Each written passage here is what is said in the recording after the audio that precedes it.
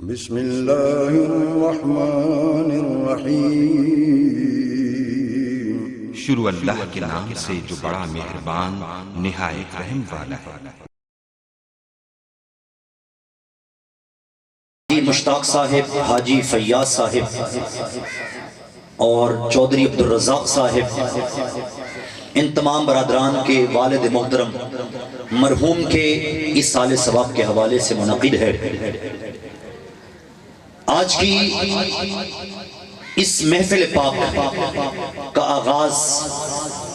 تلاوت کلام پاک سے ہوگا انشاءاللہ،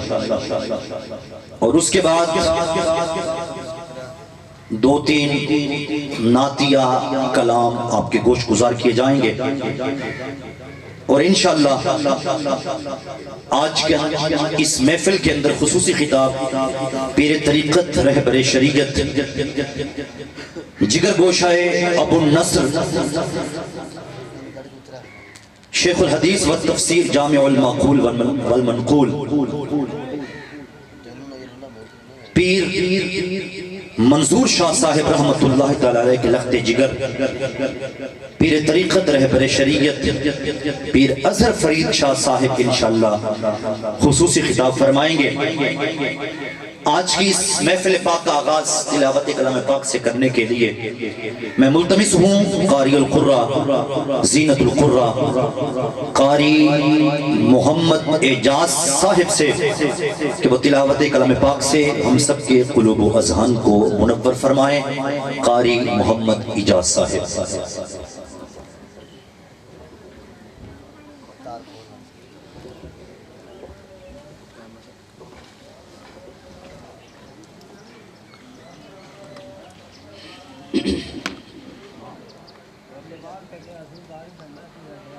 أعوذ بالله من الشيطان الرجيم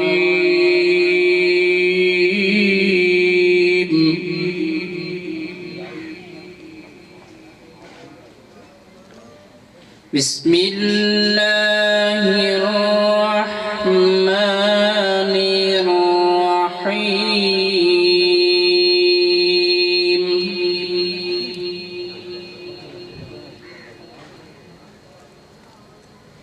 لا يستوي أصحاب النار وأصحاب الجنة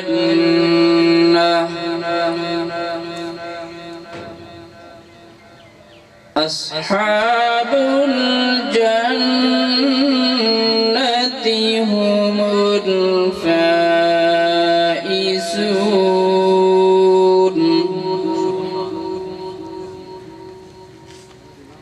لو أنزلنا هذا القرآن على جبل لرأيته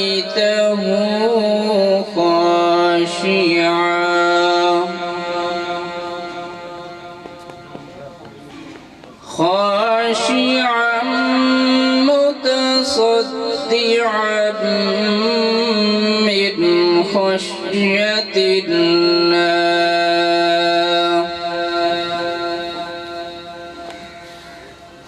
وتلك الأمثال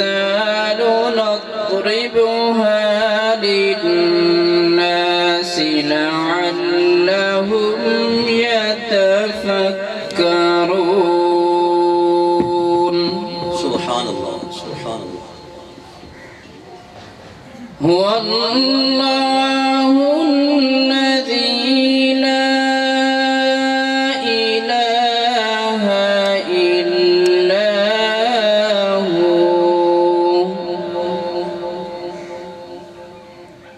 عالم الغيب والشهادة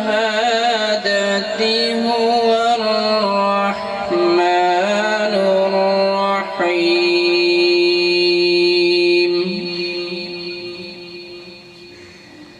هو الله الذي لا إله إلا هو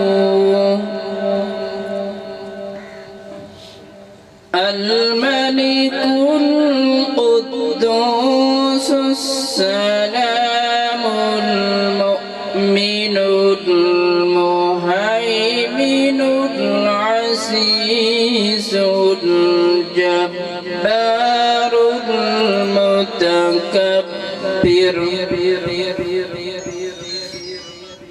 سبحان الله عما يشركون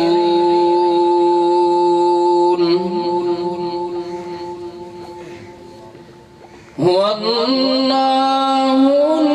الخالق البارئ المصور له الأسماء الحسنى يسبح له ما في السماوات والأرض وهو العزيز الحكيم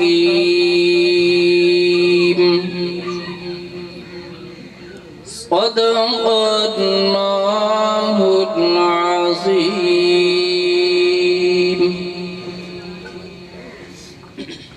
سبحان اللہ ماشاء اللہ. قاری القرآن زینت القرآن قاری محمد اجاز صاحب تلاوت کلام پاک سے ہم سب کے قلوب و اذہان کو منور فرما رہے تھے. کہہ رہا ہوں کہ دنیا کے شاعروں کے دیوان پڑھ کے دیکھو، پھر اس کے بعد رب کا قرآن پڑھ کے دیکھو. آنکھیں بھی ہوں گی روشن، دل بھی ہوگا منور، تم صرف ایک سورت رحمان پڑھ کے دیکھو. سبحان اللہ سبحان اللہ. ماشاءاللہ میں نے جیسے پہلے آپ کو گزارش کی کہ بس انشاءاللہ 2-3 نعتیہ کلام حضور کی بارگاہ میں پیش کیے جائیں گے، اور انہی کلاموں کے درمیان انشاءاللہ پیر صاحب بھی تشریف لے آئیں گے تو ان کا خطاب لاجواب انشاءاللہ شروع ہو جائے گا. کہہ رہا ہوں کہ زلف سرکار سے جب چہرہ نکلتا ہوگا،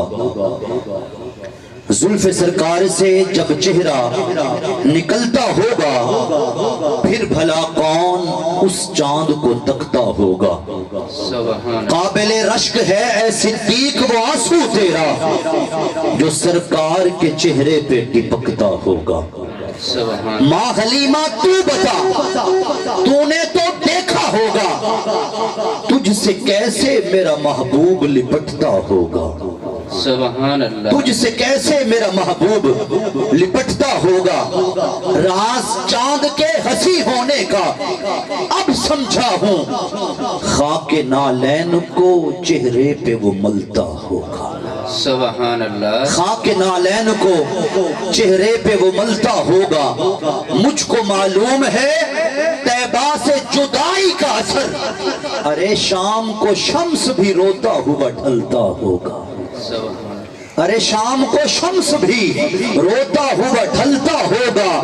کتنی خوش بخت ہیں طیبہ کی وہ گلیاں یارو جن میں میرا محبوب بن ٹھن کے نکلتا ہوگا. سبحان اللہ. کتنی خوش بخت ہیں طیبہ کی وہ گلیاں یارو جن میں میرا محبوب بن ٹھن کے نکلتا ہوگا. انہی الفاظ کے ساتھ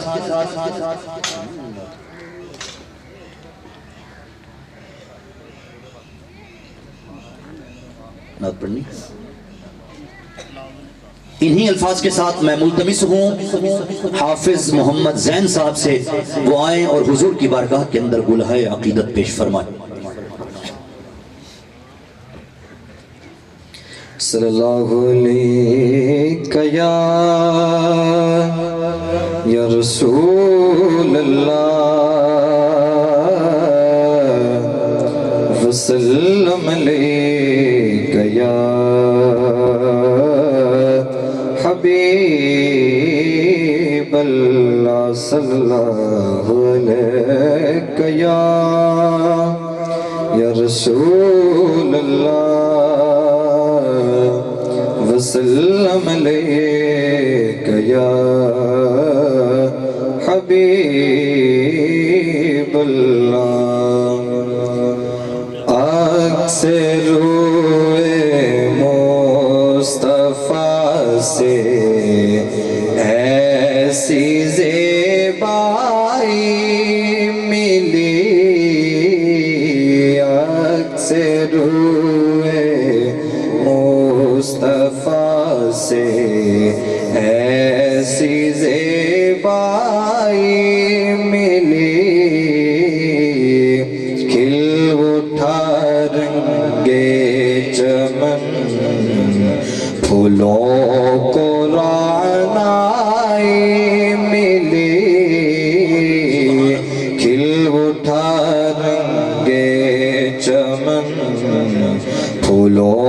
کو رعنائی ملی باہر عشق مصطفیٰ کا ماجرا ہو کیا بیان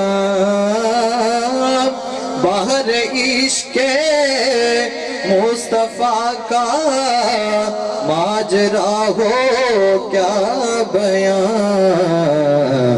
لطف آیا ڈوبنے کا لطف آیا ڈوبنے کا جتنی گہرائی ملی لطف آیا ڈوبنے کا جتنی گہرائی ملی آنکھ سے روئے مصطفیٰ سے ایسی زیبائی ملی عرض طیبہ میں میسر آ گئی 2 گز زمین عرض طیبہ میں میسر آ گئی 2 گز زمین پھر ہمارے منتشر اجزاء کو یکتائی ملی پھر ہمارے منتشر اجزاء کو یکتائی ملی اکثر روئے مصطفیٰ سے ایسی زیبائی ملی کھل اٹھا رنگے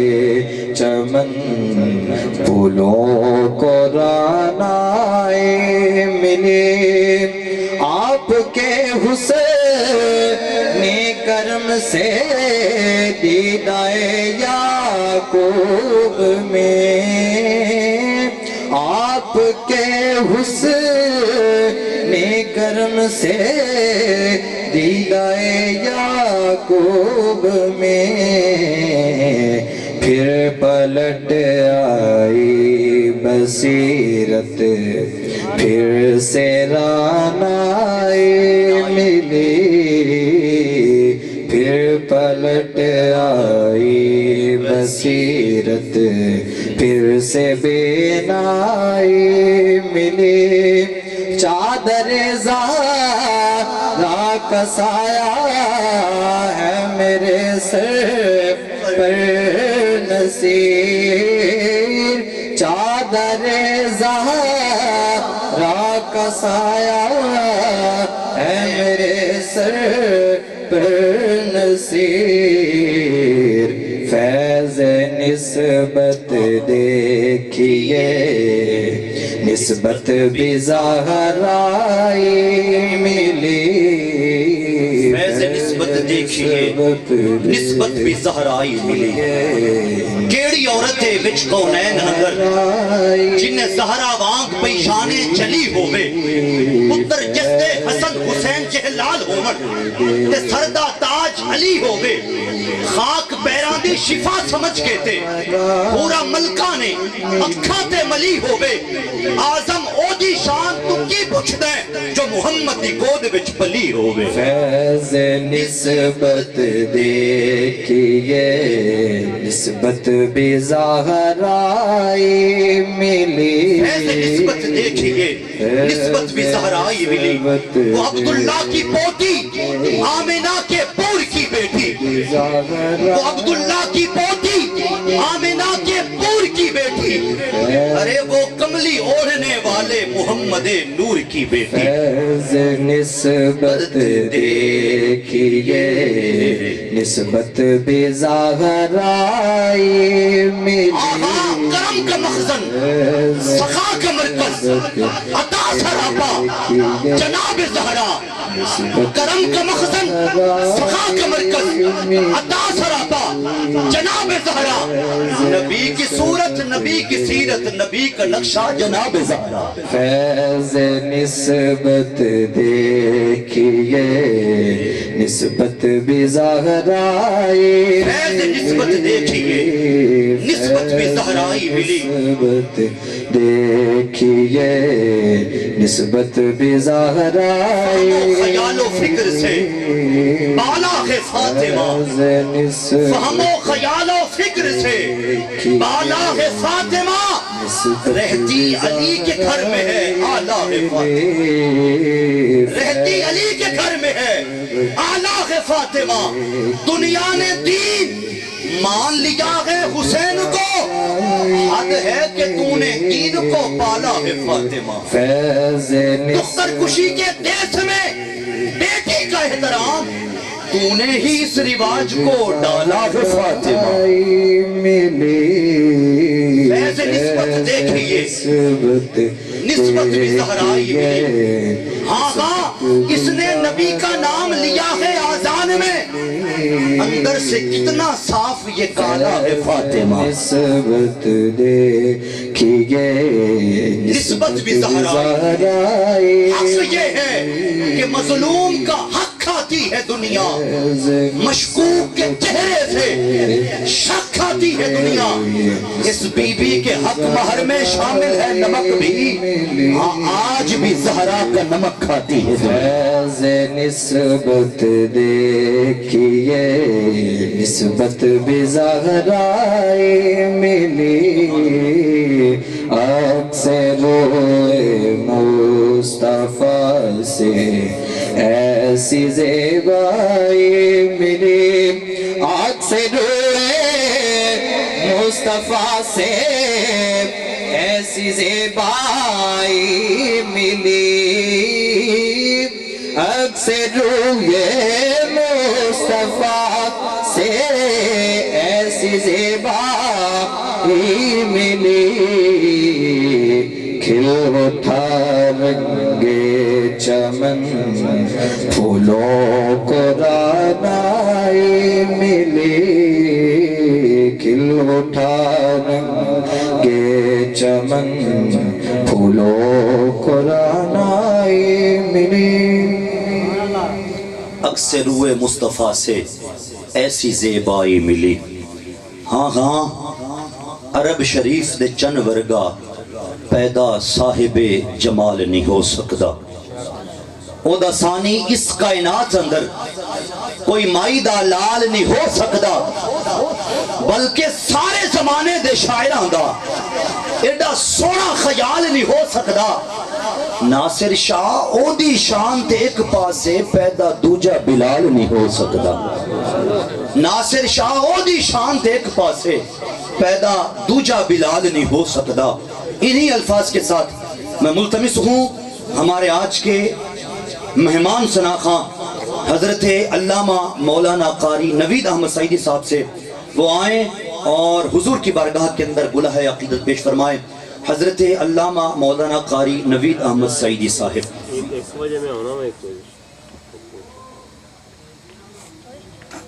صلی اللہ علیہ کا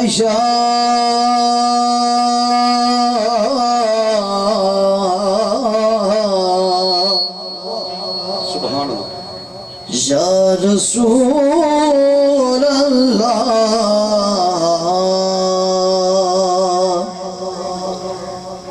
وسلم علیکہ یا حبیب اللہ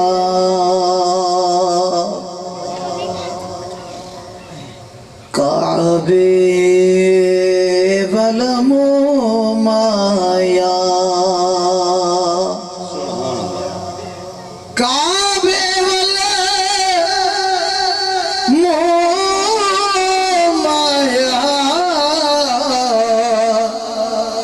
ایک سہرا تو لگنے تجھے پھر بھی تو مایا اور پتہ اپنو حالا دا یارو پتہ اپنو حالا دا امدیانو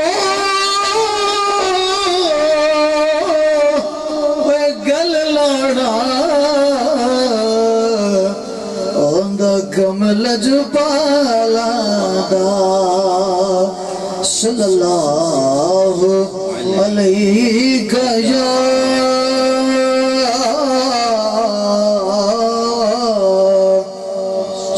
رسول اللہ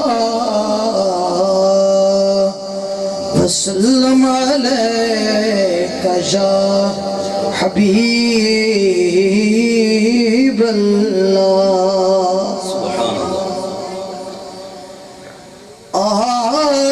آمین ڈولا کرا بیٹھ زاری آمین سوڑا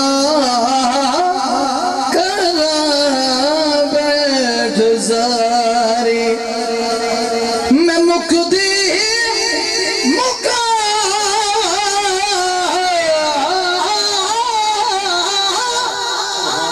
میں مقدی مقا تو جتیا میں ہاری میرا ماہی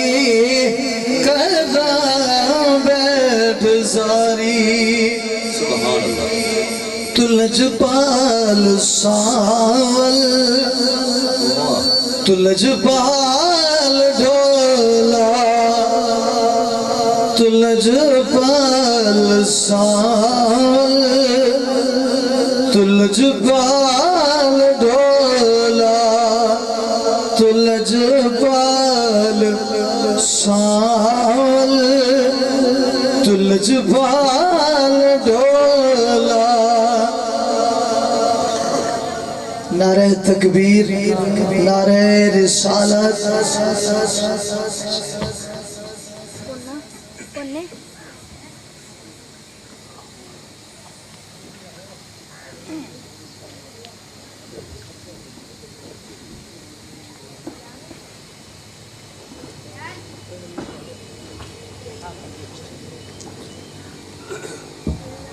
صلی اللہ علیہ وآلہ وسلم میرا ڈھولا کر بیٹھ زاری میرا ماہی کر بیٹھ زاری میں مقدی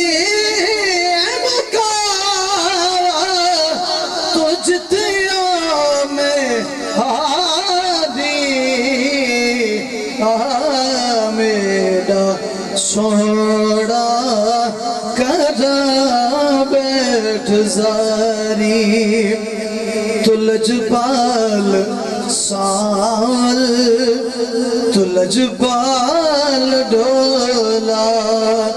میری زندگی زندگی ہے تیرے نام ڈولا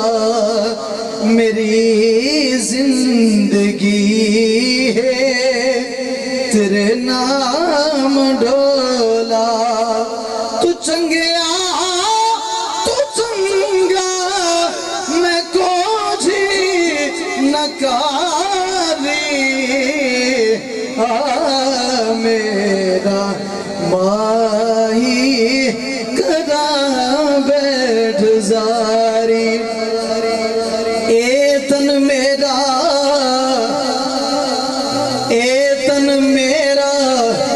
کنگھی ہووے اے تن میرا کنگھی ہووے تے میں زلف مہی دیوا گوش میرے دی اور یار بڑھ جائے جتی تے میں یار دے پیری تے جے سونا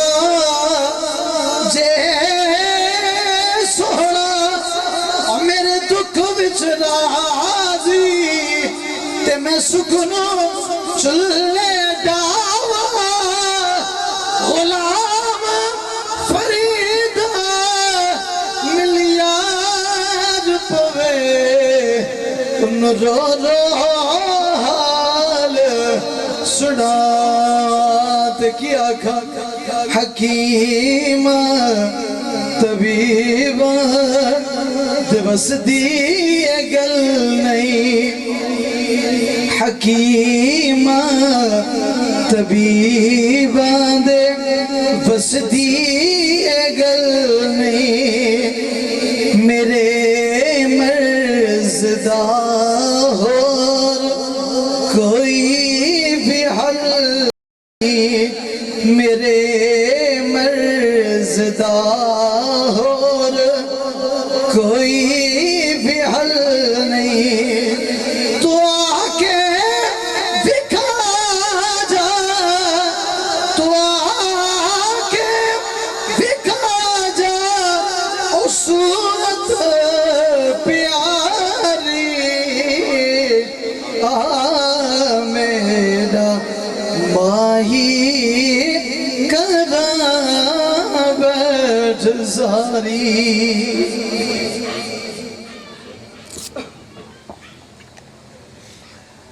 درود پاک پڑھ لیجئے الصلاۃ والسلام علیکہ یا سیدی یا رسول اللہ الصلاۃ والسلام علیکہ یا سیدی یا حبیب اللہ وعلى آلك وأصحابك يا سيدي يا محمد رسول الله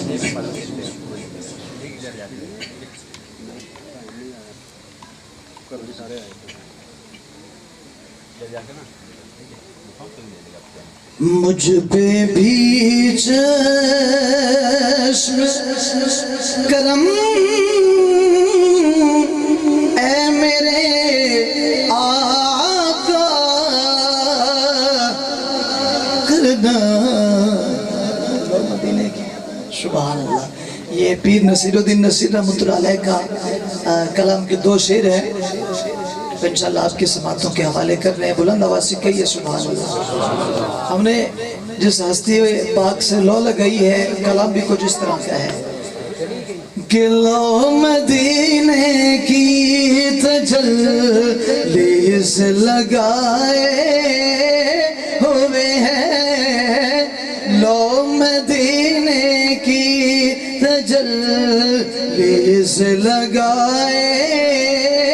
ہوئے ہیں دل کو ہم مطلعے دل کو ہم مطلعے انوار بنائے ہوئے ہیں لو مدینے کی تجلی سے لگائے ہوئے ہیں لو مدینے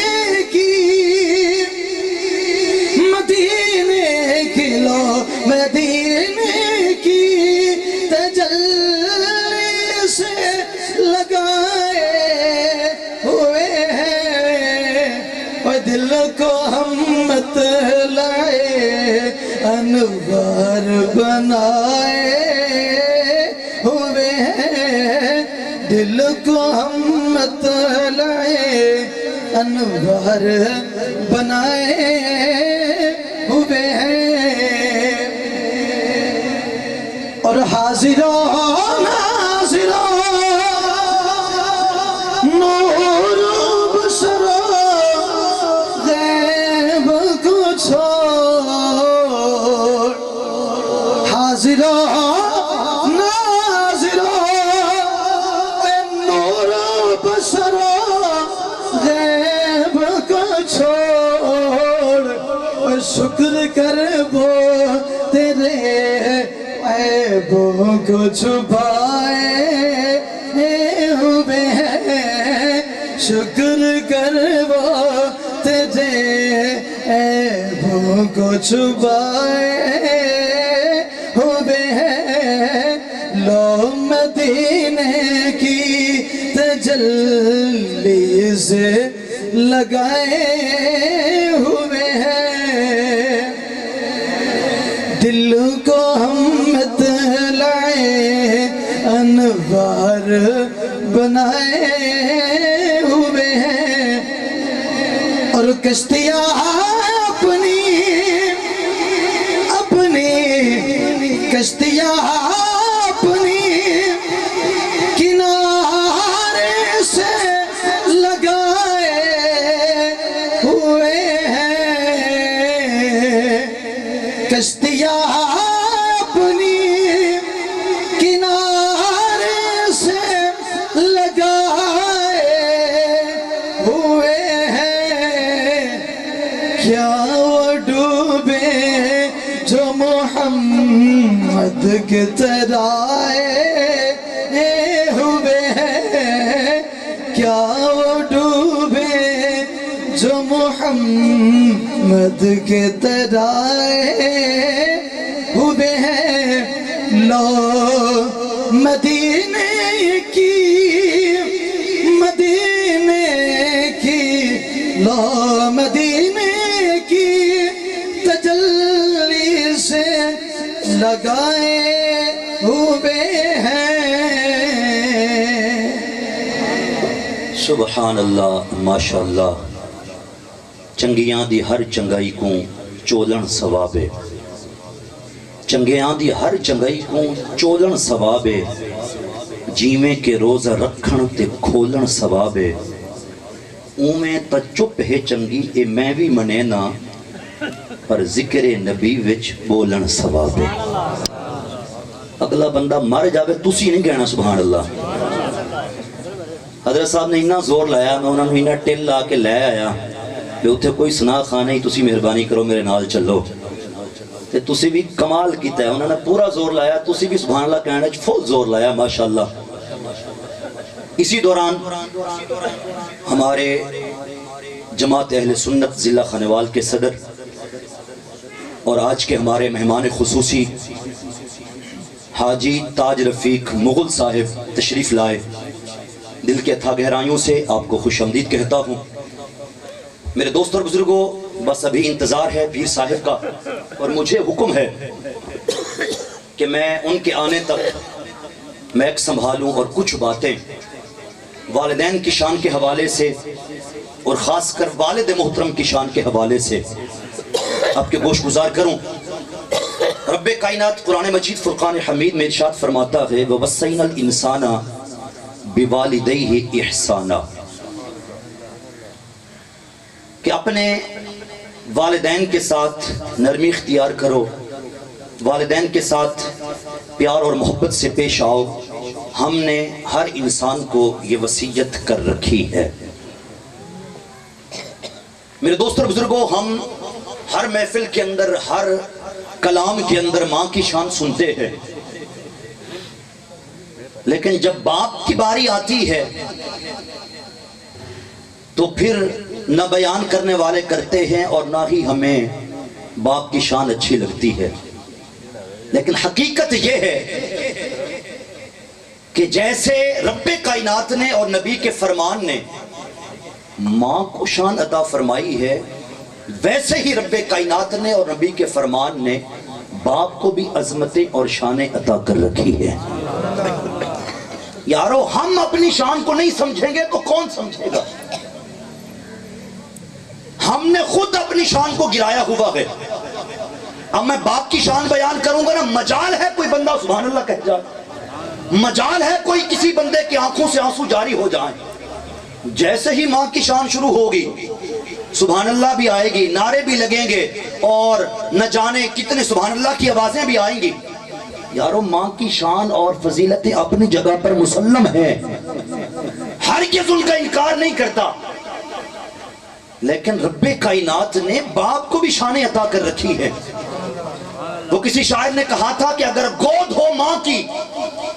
تو فرشتے پھر کچھ نہیں لکھتے، جو ممتا روٹھ جائے تو کنارے پھر نہیں دکھتے، یتیمی ساتھ لاتی ہے زمانے بھر کے دکھ، سناغے باپ زندہ ہو تو کانٹے بھی نہیں چبھتے۔ رب کائنات نے یہ باپ کو شان عطا کر رکھی ہے۔ میرا باپ میرے سر پر موجود ہے،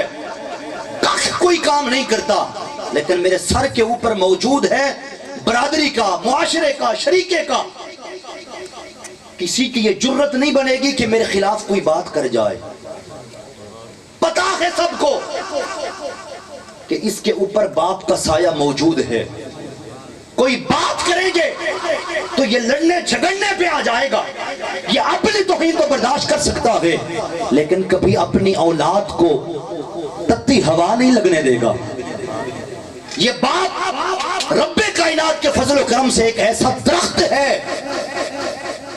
کہ جو خود تو کڑکتی دھوپ کے اندر کھڑا رہتا ہے لیکن کبھی اپنی اولاد کو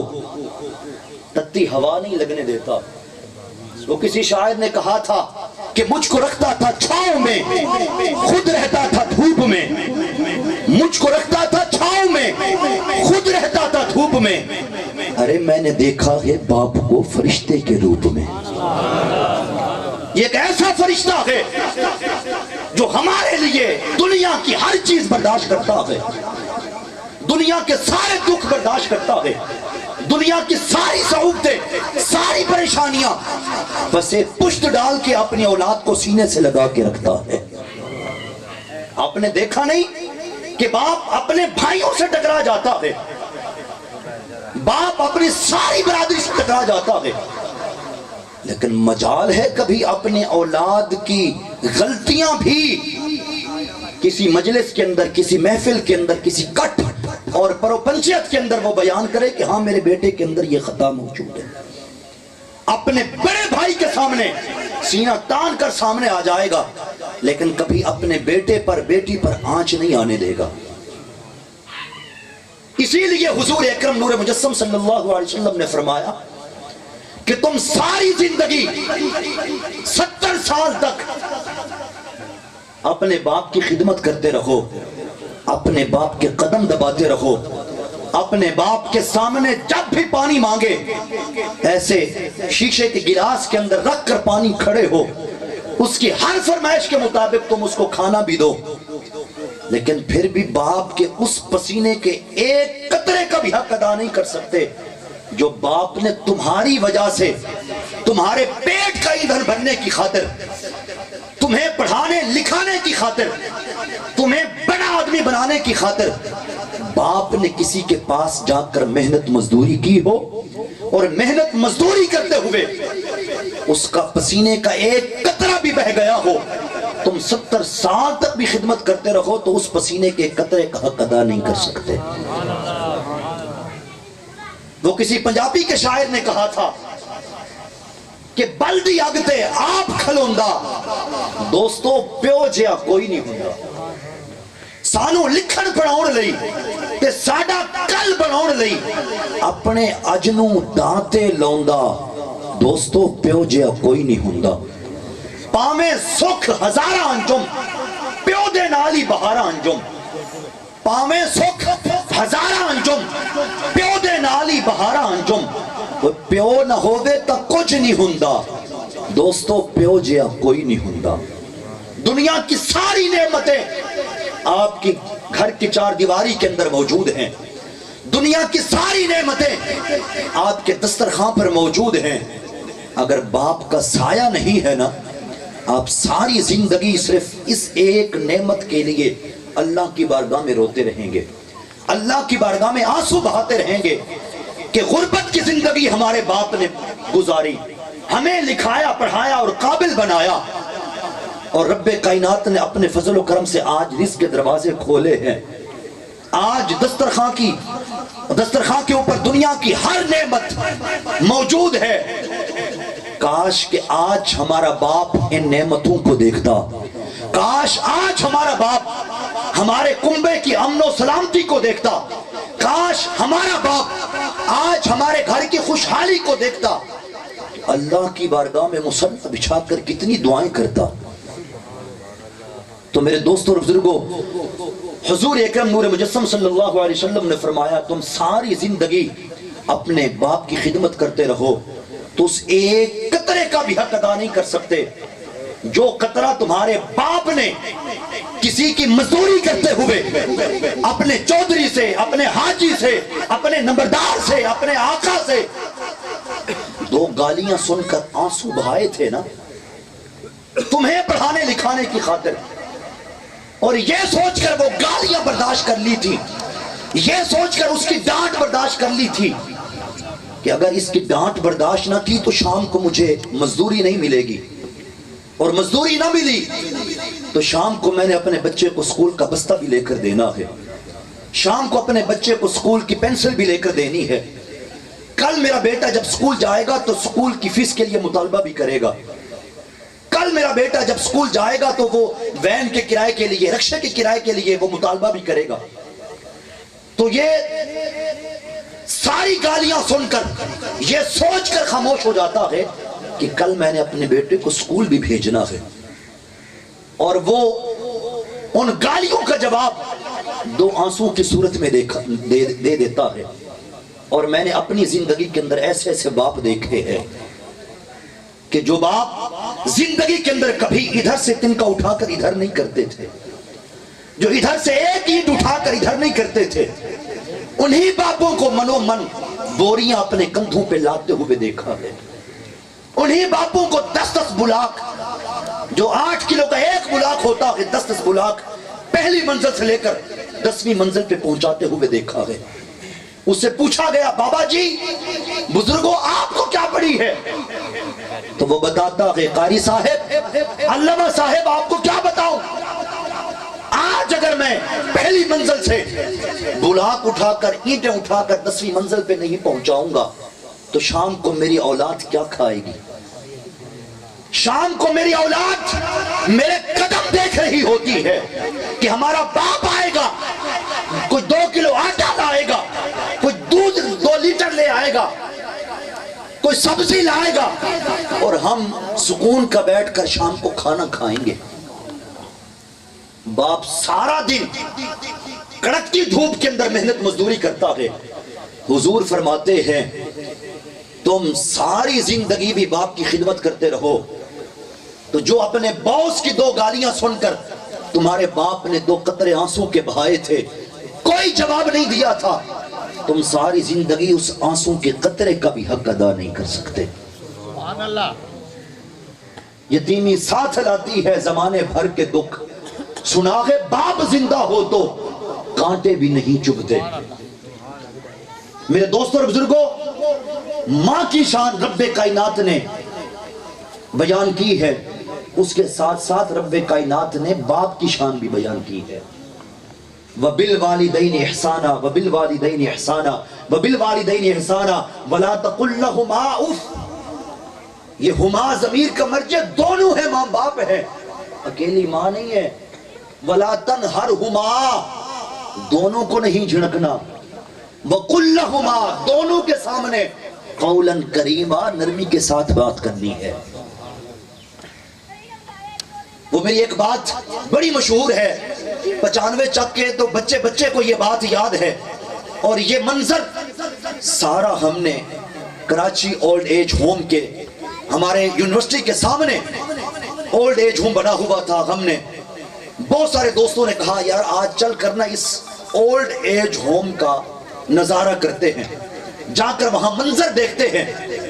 کہ یہاں کتنے بڑے بڑے سیٹ پڑے ہوئے ہیں. اولڈ ایج ہوم کا مطلب یہ ہوتا ہے کہ جب بڑے بڑے شہروں کے اندر یہ سرکاری طور پر بھی بنائے گئے ہوتے ہیں کہ جب کوئی بڑے امیر لوگ نوجوان اپنے والد سے اپنی والدہ سے تنگ ہوتے ہیں نا, جی اسی اپنی زبان کہندے ہیں ابھی بابا کھنگدا ہے ساری رات تے چپس نو بھی کھنگ کھنگ کے خراب کر دیندا ہے تے ماں جی بھی ساری رات سون نہیں دیندے. اپنے ہاں تو اللہ کا فضل و کرم ہے, لوگ سنبھالتے ہیں. ماں 100 سال کی بھی ہو جائے, باپ 100 سال کا بھی ہو جائے تو سنبھالتے ہیں, خدمت کرتے ہیں. بیٹا خود نہیں کرتا تو اپنی بیوی کی ڈپٹی لگا دیتا ہے, بیوی نہیں کرتی تو کوئی نوکرانی رکھ دیتے ہیں. لیکن بڑے بڑے شہروں کے اندر یہ ہوتا ہے کہ سرکاری طور پر اولڈ ایج ہوم بنائے گئے ہوتے ہیں, ان کے اندر جا کر چھوڑ آتے ہیں. مہینے کے بعد کبھی 10,000 دے دیا, کبھی 15,000 دے دیا, نہ دل کیا تو کچھ بھی نہیں دیا. تو سرکاری طور پر ان کی دیکھ بھال کی جاتی ہے, ان کو سنبھالا جاتا ہے. ہم 5-7 دوستوں نے ایک پلان بنایا, بھی آج جاتے ہیں وہاں اس ہوم کا نظارہ کرتے ہیں. وہاں گئے تو بڑے عمر رسیدہ بزرگ وہاں موجود تھے اور شکل و صورت سے وجاہت سے بڑے امیر ترین لگتے تھے. لیکن وقت جب اپنی رسی کو کھینچتا ہے تو بڑے بڑے اس کی لپیٹ کے اندر آتے ہیں. وہ کسی پنجابی کے شاعر نے کہا تھا کہ پہاڑاں تے چڑھ دے سیلاب ویکھے تے کنڈیاں چ رل دے گلاب ویکھے, دولت تے ایڈا مان نہ کر بندیا, سڑکاں تے رل دے نواب ویکھے. جب وقت اپنی رسی کو کھینچتا ہے نا تو بڑے بڑے لوگ اس کی گرفت کے اندر آتے ہیں. جب رب کائنات اپنی جو رسی کو پہلے ڈھیلا چھوڑ دیتا ہے, جب کھینچتا ہے اس کی رسی بڑی بے آواز ہے تو بڑے بڑے لوگوں کی چیخیں نکل جاتی ہیں. ہم گئے اور وہاں ایک بہت سارا بڑا بورڈ لگا ہوا تھا, اس کے اوپر بڑی خوبصورت تحریر تھی. وہ تحریر میں نے آپ کو سنانی ہے مختصراً جملوں کے اندر. انہوں نے لکھا کہ جب یہ ہم نے نیا یہ گھر یہ بنگلہ خریدا تھا, یہ اس وقت کا واقعہ ہے کہ ایک نوجوان امیر ترین شخص اپنے باپ کو چھوڑ کر گیا یہاں پہ. تھوڑے عرصے کے بعد اس کے مرنے کا وقت قریب آیا, آخری سانسیں چل رہی تھی. اس کی وصیت تھی کہ جب میرا وقت مرنے کا قریب آئے تو میرے بیٹے کو بلا دینا, میں زندگی کے اندر آخری مرتبہ اپنے بیٹے کا بوسہ بھی لینا چاہتا ہوں, اپنے بیٹے کو سینے سے لگانا چاہتا ہوں, آخری مرتبہ اس کا لمس محسوس کرنا چاہتا ہوں. جب آخری سانسیں چڑھ رہی تھی وہاں جو سرکاری طور پر مامور تھے لوگ, فون کیا گیا, اس کا بیٹا آ گیا. بزرگ کے سامنے جب بیٹا گیا باپ کے سامنے تو باپ ٹوٹ ٹوٹ کر رویا, سینے سے لگایا اور باپ نے کہا بیٹا میری آخری وصیت ہے, کروڑوں اربوں روپے میں نے کمائے ہیں تیرے لیے, بس میری گزارش یہ ہے کہ جب مجھے تدفین سے فارغ ہو جائے تو اس اولڈ ایج ہوم کے اندر جتنے بھی گھر ہیں جتنے بھی کمرے ہیں نا, ہر کمرے کے اندر ایک ایک نیا پنکھا لگوا دینا. بیٹے نے کہا ابا جی آپ تو مر رہے ہیں, یہ وصیت کیوں کر رہے ہیں؟ باپ نے کہا بیٹا مجھے وہ وقت یاد آ رہا ہے. اصل کے اندر حقیقت یہ ہے کہ اس کے اندر جتنے بھی پنکھے لگے ہوئے ہیں ہر پنکھا اتنا شور کرتا ہے کہ مریض کو سونے نہیں دیتا. اتنی گرج گرج کی آواز آتی ہے, سارے مریض پریشان ہیں, سارے بزرگ پریشان ہیں. میں پنکھوں کا اس لیے کہہ رہا ہوں کہ مجھے وہ وقت یاد آ رہا ہے جب تیرا بیٹا تجھے یہاں چھوڑ کر جائے گا, جب تو یہاں سسک سسک کر مرے گا, جب تو اس پنکھے کی ہوا کے لیے ترسے گا. ہوا نہیں ملے گی, پنکھے کی آواز تیرے کانوں کے اندر پڑے گی, اس کی گرجدار آواز تیرے کانوں کے اندر پڑے گی, تجھے سونے نہیں دے گی, تو سکون کی گولیاں بھی کھائے گا تو تجھے سکون حاصل نہیں ہوگا. تو میں قبر کے اندر ہوں گا اور تو یہاں سسک سسک کر ایڑیاں رگڑ رگڑ کر مر رہا ہوگا تو مجھے قبر کے اندر تکلیف ہوگی. تو میری گزارش یہ ہے کہ میرے مرنے کے بعد تدفین اور تجہیز کے بعد سب سے پہلا کام یہی کرنا کہ پنکھے لگوا دینا. میرے دوستوں اور بزرگوں, اس واقعے سے ہمیں یہ بھی پتا چلتا ہے کہ آج جو ہم اپنی والدین کے ساتھ کریں گے کل وہی ہمارے ساتھ کیا جائے گا. آج اگر ہم اپنے 4 سال کے بیٹے کے سامنے اپنے بوڑھے باپ کے قدموں کو دباتے ہیں تو جب آپ 80 سال کے ہوں گے آپ کا 4 سال کا بیٹا کڑیل جوان 30 سال کا ہو جائے گا تو وہ آپ کے قدم دبانے کے لیے ضرور بیٹھے گا۔ آج اگر آپ اپنے والدین کو اپنی اولاد کے سامنے جھڑکیاں دیں گے، اپنے والدین کو زبان درازی کریں گے، ان کی آنکھوں میں آنکھیں ڈال کر بات کریں گے، اور اکثر ہوتا یہ ہے کہ ہمارا پڑھا لکھا نوجوان طبقہ ان تمام باتوں کے اندر ملوث ہے۔ جو جٹ ہوتے ہیں نا، ان پڑھ ہوتے ہیں، وہ بڑی خدمت کرنے والے ہوتے ہیں۔ جاوید چودھری ہے، کالم لکھتا ہے، میں اس کی باتوں سے اتفاق نہیں کرتا، ویسے اس بات سے اتفاق کرتا ہوں۔ وہ کہتا ہے میرا ایک دوست ہے کراچی کا بزرگ، اس کو ملنے گیا تو میں نے پوچھا بابا جی بس یہ ایک ہی بیٹا ہے؟ کہتا نہیں جاوید چودھری صاحب میرے 7 بیٹے ہیں، یہ 7واں ہے، یہی نکما ہے، باقی 6 تو ماشاءاللہ پڑھ لکھ کر بڑے قابل بن گئے،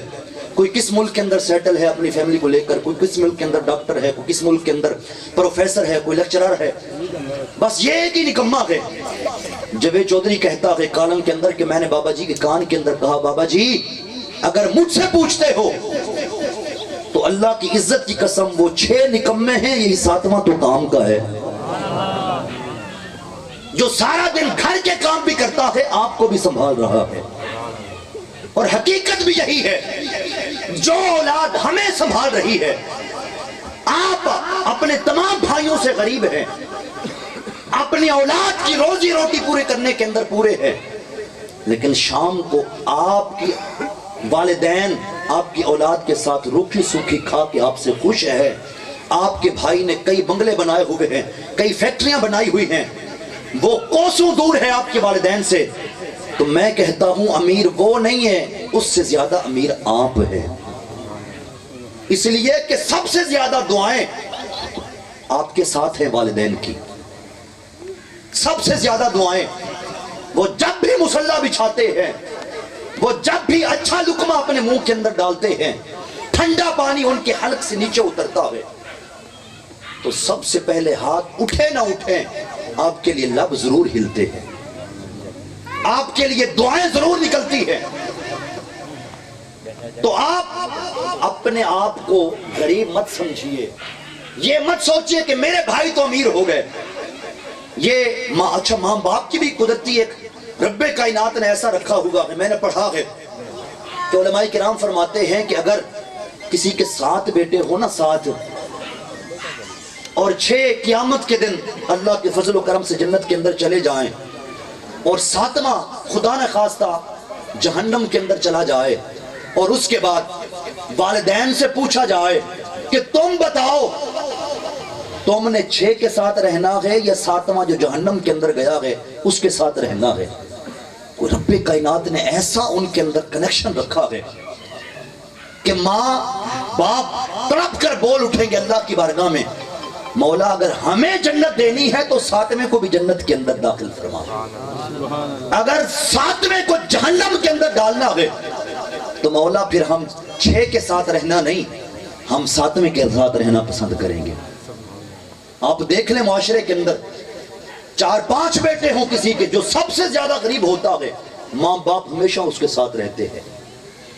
بڑوں کی نعمتوں کو دیکھ کر، بڑے بھائی بیٹوں کی امیرت کو دیکھ کر ماں باپ نے کبھی یہ نہیں فیصلہ کیا کہ اس کی تو جھونپڑی ہے، اس کے بنگلے ہیں، بنگلوں کے اندر جا کر زندگی گزارتے ہیں۔ نا والدین ڈائریکٹ اس وقت فیصلہ کرتے ہیں بیٹو اگر مجھ سے پوچھتے ہو تو پھر میں نے پینڈ اسی بیٹے کے ساتھ ہی رہنا ہے، تم نے شہر جانا ہے تو جاؤ،